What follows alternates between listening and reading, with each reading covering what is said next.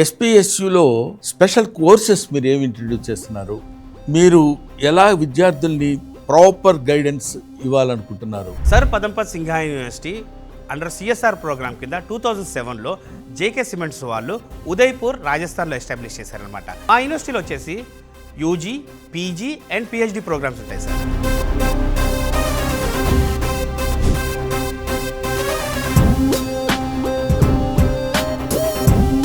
టోటల్గా వచ్చేసి మనది 105 ఎకర్ క్యాంపస్ అండి. అడ్మిషన్ డైరెక్టర్గా ఈ యూనివర్సిటీలో నువ్వు ఎలా పోస్ట్ సంపాదించుకోగలిగావు? 9 సంవత్సరాలు నిరంతరం నా కృషి, ఎంతోమంది తెలుగు స్టూడెంట్స్ అక్కడికి వెళ్ళడం, చదువుకోవడం, జేకే మెయిన్ మేనేజ్మెంట్ నన్ను గ్రహించి ఒక అడ్మిషన్ డైరెక్టర్ పొజిషన్ నాకు ఇచ్చి నా బాధ్యతను ఇంకా డబల్ చేసింది. What are the specialities of your university? మన యూనివర్సిటీలో సేఫ్టీ కన్సర్న్స్ చాలా ఎక్కువ ఉంటాయి. ప్లస్ లిమిటెడ్ స్టూడెంట్స్ ఎప్పుడైతే తీసుకుంటామో అందరికీ కూడా వాళ్ళకి రావాల్సిన quality of education, quality of living style, everything can be taking care. ప్రస్తుతం విద్యారంగంలో టెక్నికల్గా బోల్డ్ అన్ని చేంజెస్ వస్తున్నాయి కదా, మీ యూనివర్సిటీలో ఇంప్లిమెంట్ చేయడం కోసం మీరు ఎలాంటి మెజర్మెంట్స్ తీసుకుంటారు? సార్ వరల్డ్ క్లాస్ ఇన్ఫ్రాస్ట్రక్చర్కి వచ్చేసరికి digital class room, digital libraries, మనకి కావాల్సిన కంప్యూటర్ ల్యాబ్ ఫెసిలిటీస్ కానివ్వండి, ఎవ్రీథింగ్. యూనివర్సిటీ గురించి, స్టూడెంట్స్ గురించి మీరు ఏం జాగ్రత్తలు తీసుకుంటారు? పిల్లల్ని మాకు ఇవ్వండి, నేను చూసుకుంటాను, మీరు ఎవరు టెన్షన్ పడాల్సిన అవసరం లేదు. నేను ఈ మాట ఇంత నమ్మకంగా ఎందుకు చెప్తున్నానంటే, మా వైస్ ఛాన్సలర్ దగ్గర నుంచి, ఫ్యాకల్టీ దగ్గర నుంచి, వాళ్ళ ఫ్యామిలీస్తో క్యాంపస్లో స్టే చేసి అందరు పిల్లలు ఇంత చక్కగా చూసుకుంటున్నారు కాబట్టి నాకు ఇంత ధైర్యంగా నేను చెప్తున్నాను. ఫ్యామిలీ అండర్ వన్ రూఫ్ లాగా మన యూనివర్సిటీలో చాలా చక్కగా ఉంటాం. రాజస్థాన్ పేరు చెప్తే అది పెద్ద ఎడారి ప్రాంతం, అక్కడ భయంకరమైన వేడిగా ఉంటుంది. బట్ మన సౌత్ పార్ట్ ఆఫ్ రాజస్థాన్, దీన్ని ఏమంటారంటే కాశ్మీర్ ఆఫ్ రాజస్థాన్ అంటారనమాట. May, June and July 2nd week 2.5 months ఎప్పుడైతే కోర్ సమ్మర్ ఉంటుంది అక్కడ పిల్లలకి సమ్మర్ హాలిడేస్ ఉంటాయి. సో అప్పుడు వాళ్ళ హోమ్ టౌన్లోనే ఉంటారు సార్ పిల్లలు. ఈ ర్యాగింగ్ అరికట్టడానికి పర్టికులర్గా మీ యూనివర్సిటీ తీసుకునే మెజర్మెంట్స్? యాంటీ ర్యాగింగ్ సెల్స్ ఉంటాయి సార్ మన దగ్గర. ఎవరైనా పొరపాటున తెలియక ర్యాగింగ్ చేసినా కూడా, పొరపాటున ఏదైనా ఉన్నా కూడా వాళ్ళు వెళ్ళి యాంటీ ర్యాగింగ్ సెల్స్ వాళ్ళకి చెప్తే ఇమీడియట్గా వాళ్ళపైన యాక్షన్ తీసుకోవడం జరుగుతుంది. Hello Sanjeev. Hello sir, good to see you.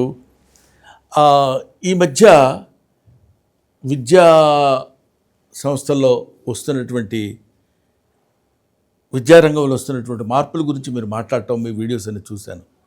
చాలా హ్యాపీగా అనిపించింది, చాలా ఇన్ఫర్మేటివ్గా ఉంది. పర్టికులర్లీ సర్ పదంపత్ సింఘానియా యూనివర్సిటీకి సంబంధించి కొన్ని విషయాలు మీ దగ్గర తెలుసుకుందామని వచ్చాను. నా ద్వారా మా ప్రేక్షకులు కూడా తెలియపరచండి. Sir first of all thank you very much sir. మీలాంటి లెజెండరీ యాక్టరు, ఒక Guinness world record, Padma Shri award winner, and పూర్వం మీరు లెక్చరర్గా ఉన్నారు. అంటే మీరు ఎంతోమంది పిల్లలకి పాఠాలు చెప్పడము, మీరు ఎప్పుడైతే మా యూనివర్సిటీని తెలుసుకొని నన్ను ఇన్వైట్ చేశారో నేను చాలా సంతోషపడ్డాను సార్. మీలాంటి అనుభవజ్ఞులు మీ ద్వారా మా యూనివర్సిటీని ఇంకా మన తెలుగు రాష్ట్రాల్లో ప్రజలకు చెప్పడానికి నాకు చాలా సంతోషంగా ఉంది sir. Thank you very much sir. ఎస్పీఎస్యులో స్పెషల్ కోర్సెస్ మీరు ఏమి ఇంట్రడ్యూస్ చేస్తున్నారు? మీరు ఎలా విద్యార్థుల్ని ప్రాపర్ గైడెన్స్ ఇవ్వాలనుకుంటున్నారు? పైగా జేకే సిమెంట్స్ వాళ్ళు నిర్వహిస్తున్నట్టు, అంటే వాళ్ళకి సంబంధించిన వ్యక్తులు నిర్వహిస్తుందంటున్నారు కదా. నాకు I want to know the speciality of the university. Sir Padampat Singha university under CSR programme కింద 2007లో జేకే సిమెంట్స్ వాళ్ళు ఉదయ్పూర్ రాజస్థాన్లో ఎస్టాబ్లిష్ చేశారనమాట. ఈ పేరులోనే ఒక ప్రత్యేకత ఉంది. సర్ అనేది బిరుదండి. ఎలాగైతే భారతరత్న హయ్యెస్ట్ అవార్డు ఇస్తారో పదంపత్ సింఘానియా గారికి సర్ అనే బిరుదు బ్రిటిష్ గవర్నమెంట్ చేత ఇవ్వబడింది అనమాట. అండ్ యూనివర్సిటీ ఇంకోటి ఏంటంటే, ఈ జేకే ఫ్యామిలీ వాళ్ళే 1962లో ఐఐటి కాన్పూర్ ఎస్టాబ్లిష్ చేసిందే ఈ ఫ్యామిలీ. అండ్ పదంపత్ సింఘానియా గారు 15 సంవత్సరాలు చైర్మన్గా ఉన్నారు ఐఐటి కాన్పూర్కి.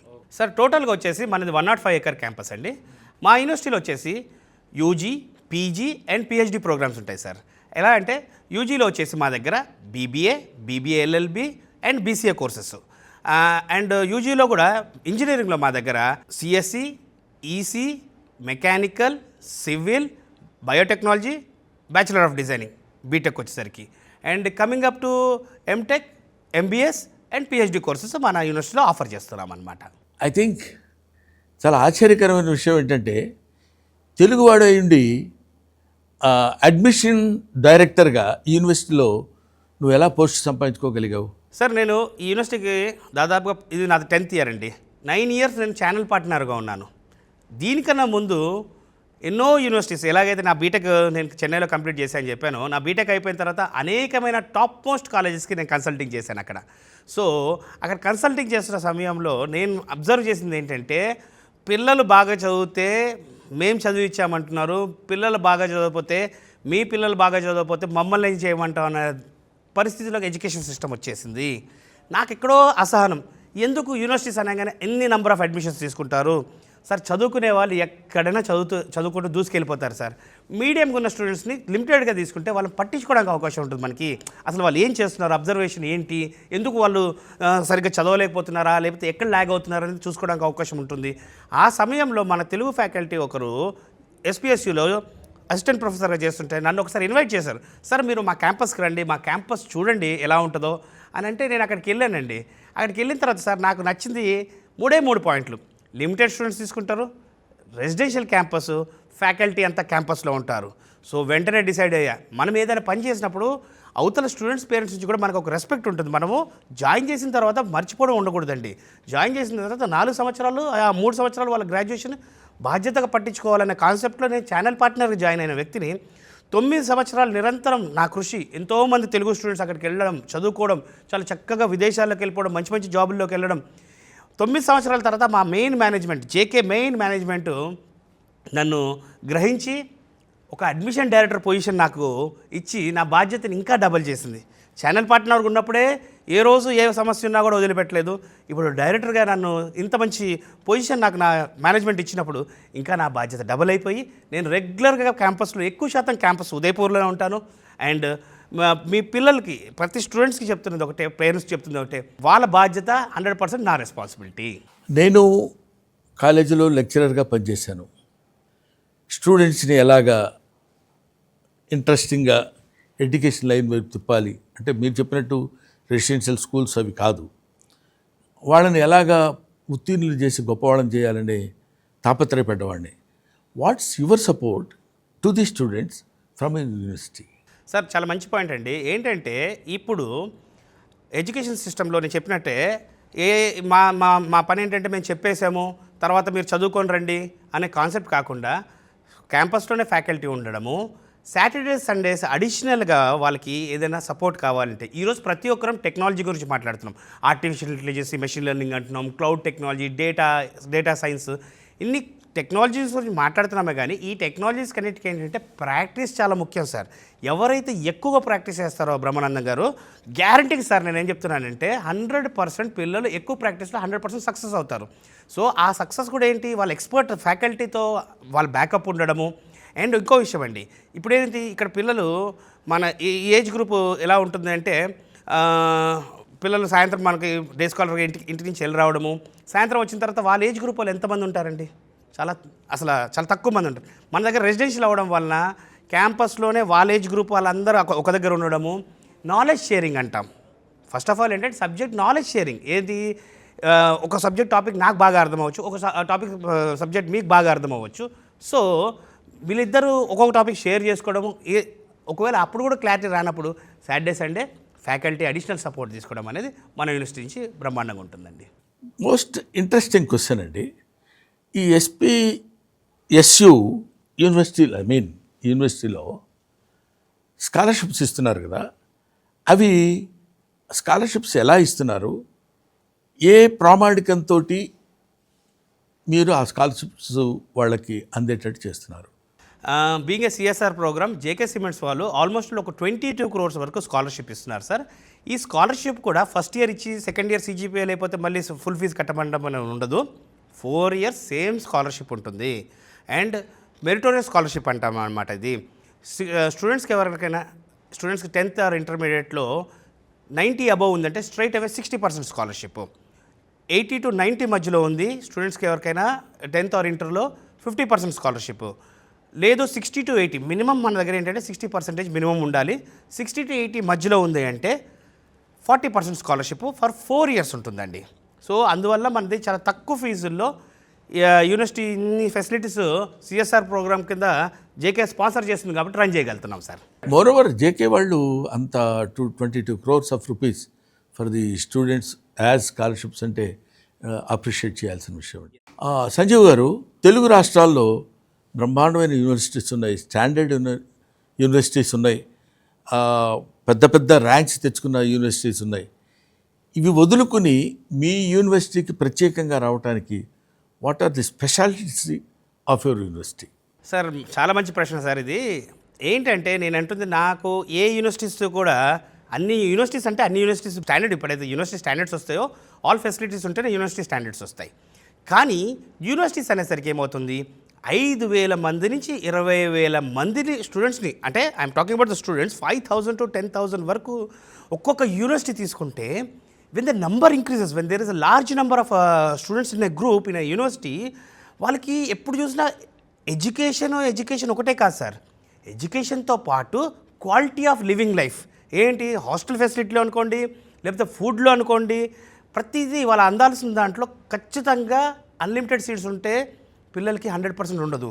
బట్ వేరేస్ మన దగ్గర లిమిటెడ్ స్టూడెంట్స్ తీసుకొని రెసిడెన్షియల్ క్యాంపస్ సార్, ఈరోజు బాధగా చెప్తున్నాను సార్, పిల్లల్ని మనం ఏదో అవుతారని చెప్పి బయటికో లేదు ఇక్కడ లోకల్లో కూడా వాళ్ళు డైలీ ఇంటి నుంచి వెళ్ళొచ్చినా కూడా సేఫ్టీ లేదు సార్. ఎందుకంటే వాళ్ళు కాలేజ్కి వెళ్తున్నారా, బయటికి వెళ్తున్నారా, పేరెంట్స్ ప్రతిరోజు కాలేజ్కి కూడా వెళ్ళలేరండి. ఏజ్ వచ్చేసి జెన్జీ జనరేషన్లో ఎలా ఉన్నారంటే పిల్లలు, తర్వాత కష్టపడదాం, నెక్స్ట్ ఇయర్ చదువుదాం, నెక్స్ట్ సెమిస్టర్ చదువుదాం, నెక్స్ట్ సెమిస్టర్ లాస్ట్కి వచ్చేసరికి చదువుకున్న వాళ్ళేమో ఎప్పుడూ CGPL మెయింటైన్ చేసుకుంటూ వాళ్ళతో ప్రాబ్లం ఉండదు. మెజారిటీ స్టూడెంట్స్ ఏమైపోతుందంటే బీటెక్లో బ్యాక్లాగ్స్ అండి, బీటెక్లో డ్రాప్ అవుట్స్, లేదు బాబోయ్ ఈ బీటెక్ మాకు భారం అయిపోయింది, మేము చదవలేము, లేదు మేము చేయలేమని. పేరెంట్స్ ఏమనుకుంటున్నారు, అరే మా వాళ్ళు ఎక్కడో బయట రాష్ట్రాలకు వెళ్ళి బాగా చదువుతున్నారు, కానీ వాళ్ళు బయట రూములు తీసుకొని ఆ కాలేజీలకు వెళ్లకుండా ఎందుకు? నా స్వార్థం ఏంటంటే, ఒక తెలుగువాడిగా 10 సంవత్సరాల నుంచి యూనివర్సిటీ నేను నమ్ముకుంది ఏంటంటే, మనం పిల్లల్ని పంపిస్తే ఫ్యామిలీగా ఫ్యాకల్టీస్ అందరు క్యాంపస్లో ఉండి, అంటే mother father even vice chancellor కూడా క్యాంపస్లో ఉంటారండి. మదర్ ఫాదర్ ఉంటే ఎంత జాగ్రత్తగా ఉంటుందో ఒక ఇల్లు, అంత సేఫ్టీ వైజ్గా ఫస్ట్ ప్రయారిటీ నేను ఇచ్చాను. సో మన యూనివర్సిటీలో సేఫ్టీ కన్సర్న్స్ చాలా ఎక్కువ ఉంటాయి. ప్లస్ లిమిటెడ్ స్టూడెంట్స్ ఎప్పుడైతే తీసుకుంటామో అందరికీ కూడా వాళ్ళకి రావాల్సిన quality of education, quality of living style, everything can be taking care. ఎవరైనా పిల్లలు ల్యాగ్ అవుతుంటే, if they are not able to cope up with their technical course, we can take care అండి. సంజీవ్ గారు, ఇంకో క్వశ్చన్. జనరల్గా స్టేట్ టు స్టేట్ మారుతున్నప్పుడు food habits కూడా మారుతాయి. తెలుగు రాష్ట్రాల్లో తీసుకునే ఫుడ్ వేరు, నార్త్లో తీసుకునే ఫుడ్ వేరు. అక్కడ మీరు మీ యూనివర్సిటీలో మా తెలుగు పిల్లలు చేరాలంటే ఫుడ్ ఫెసిలిటీస్ మీరు ఎలా సమకూరుస్తున్నారు? మీరు ఏ రకమైన మెజర్మెంట్స్ తీసుకుంటున్నారు వాటి గురించి అదొకసారి చెప్పండి. తప్పకుండా సార్. పేరెంట్స్ కానీ స్టూడెంట్స్ నుంచి ఫస్ట్ వచ్చేదే మాకు ఫుడ్ గురించి ఎలా ఉంటుంది, మన సౌత్ ఇండియన్ ఫుడ్ దొరుకుతుందా అక్కడ, పిల్లలకి వాతావరణం ఎలా ఉంటుంది, అండ్ స్టూడెంట్సే ఫుడ్ కమిటీ మెంబర్స్గా ఉంటారు. సో స్టూడెంట్సే ఫుడ్ కమిటీ మెంబర్స్గా ఉన్నప్పుడు ఏమవుతుందంటే, వాళ్ళు డిజైన్ చేస్తారు ఈ మంత్లీ ఏం ఫుడ్ తినాలి, ఏంటి, మార్నింగ్ బ్రేక్ఫాస్ట్కి ఏం కావాలి, మధ్యాహ్నం మీల్కి ఏం కావాలి, ఈవినింగ్ స్నాక్కి ఏం కావాలి, నైట్ డిన్నర్కి ఏం కావాలి. So according to student interest ప్రకారమే మన మెనూ అనేది స్టూడెంట్స్ కమిటీ ఏదైతే డిసైడ్ చేస్తుందో అదే మెనూ మనం ఎవ్రీ మంత్ తయారు చేస్తాం సార్. రాజస్థాన్ పేరు చెప్తే అది పెద్ద ఎడారి ప్రాంతం, అక్కడ భయంకరమైన వేడిగా ఉంటుంది. అక్కడికి వచ్చి మా తెలుగు స్టేట్స్ నుంచి వచ్చిన పిల్లలు అక్కడ ఎలా తట్టుకోగలరు, వాళ్ళు ఎలాగ అక్కడ సర్వైవ్ అవ్వగలరు, ఈ కొన్ని మాకున్న డౌట్స్ మాకుంటాయి.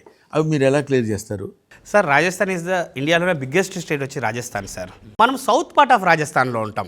మీకు జైపూర్, జైసల్మేర్ అవన్నీ నార్త్ సైడ్ కొంచెం ఎండలు ఎక్కువగా ఉంటాయి. బట్ మన సౌత్ పార్ట్ ఆఫ్ రాజస్థాన్, దీన్ని ఏమంటారంటే కాశ్మీర్ ఆఫ్ రాజస్థాన్ అంటారనమాట. సో వింటర్ సీజన్ వచ్చిందంటే ఆల్మోస్ట్ ఆల్ 8 to 10 degrees వరకు చలి ఉంటుంది. Udaipur is called city of lakes sir. May, June and July 2nd week 2.5 months ఎప్పుడైతే కోర్ సమ్మర్ ఉంటుంది అక్కడ పిల్లలకి సమ్మర్ హాలిడేస్ ఉంటాయి. సో అప్పుడు వాళ్ళ హోమ్ టౌన్లోనే ఉంటారు సార్ పిల్లలు. సో ఎండ వేడి అని భయపడాల్సిన అవసరం లేదు. మొన్న వార్ జోన్లో కూడా ఏదో ఆల్మోస్ట్ ఆల్ బార్డర్కి, పాకిస్తాన్ బార్డర్కి 800 to 900 kilometers డిస్టెన్స్లో ఉంటాం ఇది. సో ఎటువంటి అపోహలు, అంటే రాజస్థాన్ అంటే వంటలు ఎడారి అని కాదు. Udaipur is the south part of Rajasthan. Gujarat, Ahmedabad దగ్గరగా ఉంటుంది. So climatic conditions are really very good అండి. ఇక్కడ మోస్ట్ ఇంట్రెస్టింగ్ క్వశ్చన్ ఏంటంటే సంజీవ్ గారు, పిల్లలు చదువుటానికి వెళుతున్నారు, ఏ కాలేజీలో జాయిన్ చేసినా, యూనివర్సిటీలో చేసినా, స్కూల్స్లో చేసినా వాళ్ళకి మార్కులు ఎన్ని వచ్చాయి, ఎంత పర్సంటేజ్ వచ్చింది, యూనివర్సిటీ ఫస్టా, డిస్టింక్షనా, ఇంకా ఏంటి ఎలా చదవాలని they are giving much importance to marks. అలాంటి మార్క్స్ తెచ్చుకోవడం కోసం పిల్లల్ని మీరు ఏ విధంగా ట్రీట్ చేస్తారు, ఏ విధమైన స్పెషల్ గైడెన్స్ తీసుకుంటారు అది చెప్పండి. సార్ ఇప్పుడు ఏదైతే మీకు ఇండస్ట్రీ ఓరియంటెడ్ కరికులం చెప్పాను, తర్వాత ఇండస్ట్రీ పార్ట్నర్షిప్స్ లైక్ ఎల్ఎన్టీ కానివ్వండి, జీబియా కానివ్వండి, ఈ అన్ని ఆల్ ఆస్పెక్ట్స్లో మనము పిల్లలకి ది బెస్ట్, అంటే వాళ్ళ మీద ప్రెషర్ లేకుండా, నేను కరికులం కూడా చెప్పాను, ఇండస్ట్రీ కరికులం ఏదైతే చెప్పాను, ప్రెషర్ లేకుండా మనము ఇవన్నీ ఇస్తున్నాము. కానీ ఇక్కడ గ్రాడ్యుయేషన్కి వచ్చేసరికి పిల్లలు వాళ్ళు సొంతంగా చదువుకోవాలి. యూనివర్సిటీ అనేది ఒక ప్లాట్ఫామ్ ఇస్తుంది. ఆ ప్లాట్ఫారంలో సార్ ఒక క్లాస్లో 60 మందికి స్టూడెంట్స్కి ఒకే ర్యాంక్ ఎలాగైతే రాదో అంతే ప్రాక్టికల్గా స్టూడెంట్స్కి మనం ఇచ్చే ఎన్విరాన్మెంట్. సార్ మా దగ్గర నేను చెప్పినట్టు మా దగ్గర బయట నుంచి రావడాలు, బయట తిరగడాలు లేదు. సాయంత్రం అయ్యేసరికి పిల్లలందరూ క్యాంపస్లో ఉంటారు. ఆ ఏజ్ గ్రూప్ వాళ్ళు ఒక దగ్గర ఉంటే మీరు చెప్పింది బాగుంది, ఎందుకంటే it's like a home. Father, mother, parents అందరూ ఫ్యామిలీ అండర్ వన్ రూఫ్ ఉంటారు అనే కాన్సెప్ట్ అనే కాన్సెప్ట్తో మీరు చేసిన దాని బాగుందండి. రైట్. సో టెక్నాలజీ పరంగా అదే పిల్లలు అంతా వాళ్ళ ఏజ్ గ్రూప్ వాళ్ళు ఉంటారు కాబట్టి నాలెడ్జ్ షేరింగ్ అనేది చాలా ఈజీగా ఉంటుంది సార్. సంజీవ్ గారు, ఇది నేను మెన్షన్ చేయొచ్చో లేదో తెలియదు కానీ from the beginning north students, south students అని ఆ వేరియేషన్, ఒకళ్ళ మీద ఒకళ్ళకి చిన్న వాళ్ళు నార్త్, వాళ్ళు మనం సౌత్ అనే ఆలోచన ఎందుకో మన చిన్నప్పటి నుంచి అది డెవలప్ అయింది. అలాంటి లేకుండా we are all one, we are all Indians, we are all students of Indians అనే విధంగా చేయడానికి మీరు ఏమైనా చేస్తున్నారా? Moreover most dangerous thing in all universities what I have observed recently, చాలా దారుణమైంది ఏంటంటే ది డెవిల్ ఆఫ్ ర్యాగింగ్. ఈ ర్యాగింగ్ అరికట్టడానికి పర్టికులర్గా నేను ఈ పాయింట్ స్ట్రెస్ చేసి మిమ్మల్ని అడుగుతున్నాను, మీ యూనివర్సిటీ తీసుకునే మెజర్మెంట్స్ ఏంటి? సార్ యాంటీ ర్యాగింగ్ సెల్స్ ఉంటాయి సార్ మన దగ్గర.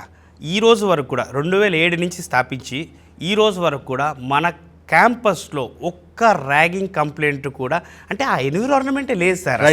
ఎప్పుడైతే వైస్ ఛాన్సలర్ దగ్గర నుంచి ఫ్యాకల్టీ దగ్గర నుంచి క్యాంపస్లోనే ఉండడం, అంటే తల్లిదండ్రులు ఉంటే పిల్లలు ఎంత జాగ్రత్తగా మర్యాదగా ఉంటారో మన దగ్గర ఎప్పుడూ ప్రాబ్లమ్స్ లేదు. అండ్ ఎవరైనా పొరపాటున తెలియక ర్యాగింగ్ చేసినా కూడా, పొరపాటున ఏదైనా ఉన్నా కూడా వాళ్ళు వెళ్ళి యాంటీ ర్యాగింగ్ సెల్స్ వాళ్ళకి చెప్తే ఇమీడియట్గా వాళ్ళపైన యాక్షన్ తీసుకోవడం జరుగుతుంది. సో పిల్లలు మా దగ్గరకు వచ్చి చెప్పాలంటే భయపడే వాళ్ళు ఎవరైనా ఉన్నా కూడా యాంటీ ర్యాగింగ్ సెల్స్ వాళ్ళ స్టూడెంట్స్ వాళ్ళని కలిస్తే కూడా ఈజీగా వాళ్ళు సపోర్ట్ చేస్తారు. ఇప్పటివరకు అయితే మన యూనివర్సిటీలో ఎప్పుడు ర్యాగింగ్ అనే సమస్య రాలేదు. అండ్ మీరు అన్నారు సౌత్ నార్త్ గురించి అన్నారు సార్, అసలు అట్లాంటి ఫీలింగ్ కానివ్వండి, ఇవన్నీ ఎప్పుడు మొదలవుతాయి అంటే జనరల్లీ పిల్లలకి మన ఆలోచన, అంటే పిల్లల్ని బయట ఉంచడము లేదా వాళ్ళు గొడవ పడడము, అప్పుడే ఆ డిఫరెన్షియేషన్ తప్పించి very secured as a family under one roof అసలు ఆ ప్రశ్నే మనకి. Very good. చాలా ఫన్నీ క్వశ్చన్ ఏంటంటే సంజీవ్ గారు, ఇప్పటి వరకు సెక్షన్స్, చదువు, ఎలా చదివించాలి, ఏం చేయాలి, సబ్జెక్ట్స్ ఏంటి, కోర్సెస్ ఏంటి, ఇవన్నీ చెప్పారు, బాగానే ఉంది. But with all these things we need entertainment, cultural side కూడా, because I belong to cultural side man. ఎలాగా మీరు ఏ రకమైన పద్ధతులు ఎలాంటివి తీసుకొని కల్చరల్ యాక్టివిటీస్ని మీరు ఎలా డెవలప్ చేయాలి? ఎందుకంటే కేవలం ఒకే మూసలో కాకుండా ఇంకొక పద్ధతిలో వీటితో పాటు వాళ్ళకి కల్చరల్గా ఒక సాంగ్స్ అని, డాన్సెస్ అని, ఈ లలిత కళలు ఉంటాయి చూడండి, ఫైన్ ఆర్ట్స్, అవి డెవలప్ చేయడానికి మీ యూనివర్సిటీలో ఏమైనా ఛాన్సెస్ ఉన్నాయా? చేస్తున్నారా? దాని రిజల్ట్ ఏమైనా ఉందా? I want that information. Sir మన కల్చర్, మన ట్రెడిషన్ మాత్రం ఎక్కడ మిస్ చేయకుండా, ఈవెన్ సంక్రాంతి టైంలో కూడా సంక్రాంతి బొమ్మల దగ్గర నుంచి మనం యూనివర్సిటీ క్యాంపస్లో సంక్రాంతి సెలబ్రేట్ చేసాం, ఉగాది సెలబ్రేట్ చేసాం. సో వాళ్ళు పండగలకి ఇంటికి రాలేని అంశాల్లో కూడా మనం అక్కడ పిల్లలకి సెలబ్రేట్ చేయడమే కాకుండా దాంట్లోనే ముగ్గులు పోటీలని, కైట్స్ ఫ్లయింగ్ అని, సో అనేకమని, ఈవెన్ వినాయక చవితి అప్పుడు కూడా చక్కగా మన క్యాంపస్లో 11 రోజులు విఘ్నేశ్వరుడిని పూజించుకొని నిమజ్జనానికి అందరూ స్టాఫ్, ఫ్యాకల్టీ, మన స్టూడెంట్స్ అందరం కలిసి దగ్గరలో ఉన్న లేక్లో నిమజ్జనం చేసి వచ్చామండి. ఈ కల్చరల్ యాక్టివిటీసే కాకుండా మళ్ళీ కాలేజీలో ఫెస్ట్ జరుగుతుంటాయి. అండ్ నేను చెప్పాను చూసారా 22 స్పోర్ట్స్ క్లబ్స్ ఉన్నాయి మన దగ్గర. Cricket, football, volleyball, basketball, indoor badminton courts, gym facility, TT, ఇన్ని ఫెసిలిటీస్, స్పోర్ట్స్ ఫెసిలిటీస్ ఉన్నాయి. ఆల్మోస్ట్ ఒక 25 క్లబ్స్ ఉన్నాయండి మన దగ్గర. So all the things are included for the స్టూడెంట్స్కి. నాట్ ఓన్లీ ఎడ్యుకేషన్తో పాటు ఎంటర్టైన్మెంట్కి కూడా వాళ్ళకి రావాల్సిన ప్రతిది కూడా వీఆర్ పర్సనలీ టేకింగ్ కేర్ అండి. ఇంకో విషయం, మీ యూనివర్సిటీలో చదువుకున్న విద్యార్థులకి మీరే ఉద్యోగ అవకాశాలు ఇప్పిస్తారని విన్నాను. అది మోస్ట్ అప్రిషియేట్ చేయాల్సినటువంటి విషయం. అది ఎంతవరకు ఎలాగా మీరు ఆచరణలో పెడుతున్నారు? Definitely sir. ఎప్పుడైతే లిమిటెడ్ స్టూడెంట్స్ తీసుకుంటున్నామో దాంట్లోనే వీ కెన్ మేక్అవుట్ క్లియర్గా మంచి మెరిటోరియస్ స్టూడెంట్స్. అంటే మీరు మొదటి నుంచి మీరు చెప్తున్న దానిలో చాలా ఇంట్రెస్టింగ్ పాయింట్ ఏంటంటే లిమిటెడ్. కొంచెం లిమిటెడ్గా ఉన్నప్పుడు less luggage, more comfortable. Exactly sir. అలాగా మీరు ఆ లిమిటెడ్ దానిలో నుంచే మీరు చేసేటువంటి కార్యక్రమాలన్నీ సక్రమంగా చేయడానికి అవకాశం ఉంటుంది అంటారు మీరు? 100% స్పెసిఫిక్గా డిఫైన్ అయిపోతుంది కదా సార్. నంబర్ అనేది డిఫైన్ అయిపోతుంది మనకి. ఇంతమంది ఉన్నారు, ఈ పర్సంటేజెస్ ఇంత ఉన్నాయి.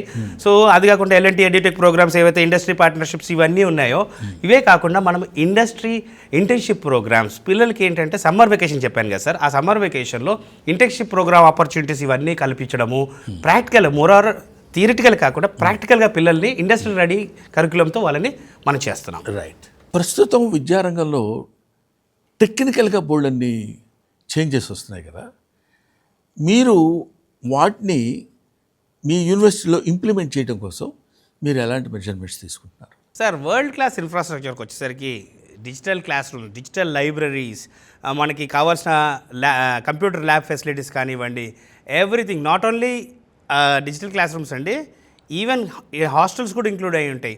హాస్టల్స్ దగ్గర నుంచి, మెస్ దగ్గర నుంచి టోటల్గా మనది ఇన్ఫ్రాస్ట్రక్చర్ ఏదైతే ఉందో it meets the world class infrastructure. Sanjeev garu, what's your role to make the student betterment? మీరు బాగా స్టూడెంట్స్ని మంచి వృద్ధిలోకి తీసుకురావాలని మీరు మాట్లాడే విధానం, మీరు చెప్తున్న పద్ధతి చూస్తుంటే చాలా ఎంతూజియాస్టిక్గా ఉన్నారు. యూ విల్ డూ మిరాకిల్స్ అనే ఆలోచన కూడా నాకు వస్తుంది, అనే థాట్ కూడా నాకు కల్పిస్తున్నారు. It's very nice. At the same time మీరు ఏం తీసుకుంటున్నారు జాగ్రత్తలు?